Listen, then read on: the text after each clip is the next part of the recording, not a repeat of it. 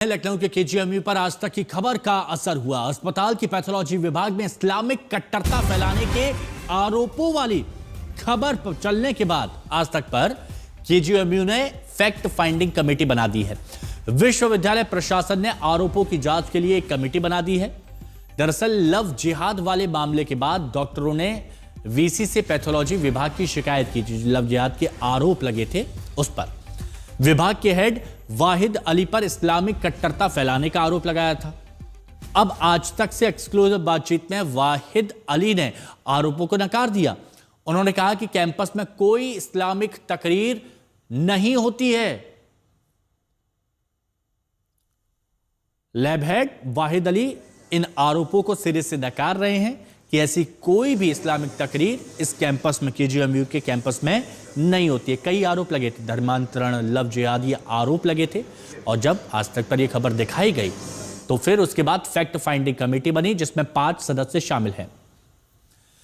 तो केजीएमयू की pathology lab में जाकर धर्मांतरण के आरोपों की जांच की गई थी, जिसका डॉक्टर एसोसिएशन ने आरोप भी लगाया था। अब इसके बाद यूनिवर्सिटी प्रशासन ने फैक्ट फाइंडिंग कमेटी का गठन किया है। इसी से जुड़ी एक रिपोर्ट आपको दिखाते हैं। ये साफ तौर से देखिए कि यहाँ पर जो ये जगह है जहाँ पर बताते हैं कि पीड़िता आती थी और यहीं से रमीज मलिक के संपर्क में आई, जिसके बाद आरोप लगा कि ये धर्मांतरण का खेल यहाँ से चलता था और कई तकरीरें पढ़ी जाती थी, इस तरीके का आरोप लगा। ये वो जगह है जहाँ हम आपको दिखा रहे हैं एक्सक्लूसिव आज तक पर कि किस तरीके से जो पीड़ित है वो उसने आरोप लगाए, गंभीर आरोप के केजीएमयू की ये जो लैब है पैथोलॉजी जहां का पूरा नेक्सस बताया गया चलता है। हम आप इसको दूसरी पोर्शन भी इसका दिखाते हैं जहां पर ये पूरी तरीके से नेक्सस चल रहा था, ऐसा आरोप लगा और उसके बाद आज तक उस जगह पहुंचा है जहां पर इस तरीके की पूरी नेक्सस चलता था। अब हम आपको दिखाते हैं दूसरा जो इसका केबिन है जहां पर भी ये जो जगह है, इस पूरी जगह पर आप देखिए कि किस तरीके से जो पीड़िता ने आरोप लगाए थे उनके यही वो जगह है, यही वो कह सकते हैं कि केजीएमयू का लैब है जहां पर आरोपी रमीज जो है वो मलिक मौजूद था और साथ साथ कहीं ना कहीं कई गंभीर आरोप लगे। इसी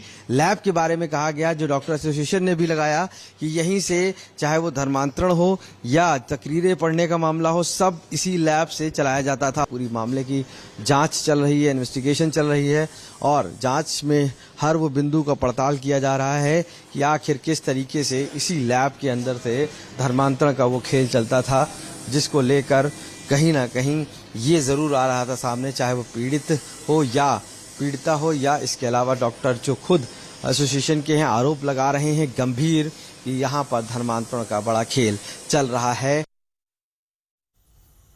तो हमारे सहयोगी आशीष श्रीवास्तव की आपने रिपोर्ट देखी और जब ये रिपोर्ट सामने आई उसी के बाद फैक्ट फाइंडिंग कमेटी भी बनी। इस मामले की जांच आगे बढ़ रही है। आशीष श्रीवास्तव हमारे सहयोगी हमारे साथ बने हुए हैं। आशीष, फैक्ट फाइंडिंग कमेटी बनाई गई है इस मामले की तह तक जाने के लिए, गहराई से जांच पड़ताल के लिए। किन सदस्यों को इसमें शामिल किया गया है और क्या समय सीमा तय की गई है?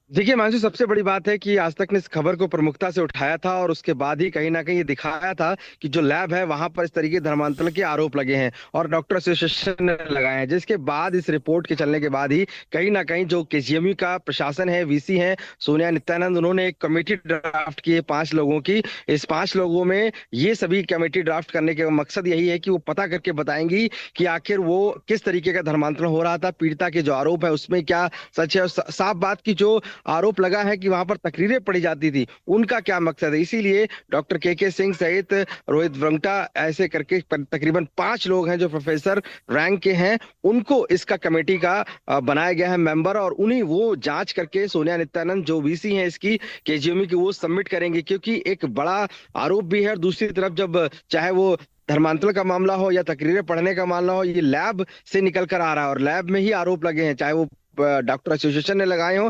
तो आज तक की खबर के बाद ये मोहर लगी और उसके बाद ही प्रशासन हरकत में आया है और उसने पूरी एक फैक्ट फाइंडिंग कमेटी बना दी है और इस फैक्ट फाइंडिंग कमेटी पूरा डिसीजन लेगी। तकरीबन 7 से 10 दिनों के अंदर ये पूरी रिपोर्ट सबमिट करेगी कि धर्मांतरण किस लेवल पे। 7 से 10 दिन ये समय सीमा लगभग तय की गई है और उसके बाद सभी आरोपों को लेकर ये रिपोर्ट सौंपी जाएगी। शुक्रिया आपका हमारे साथ जुड़ने के लिए।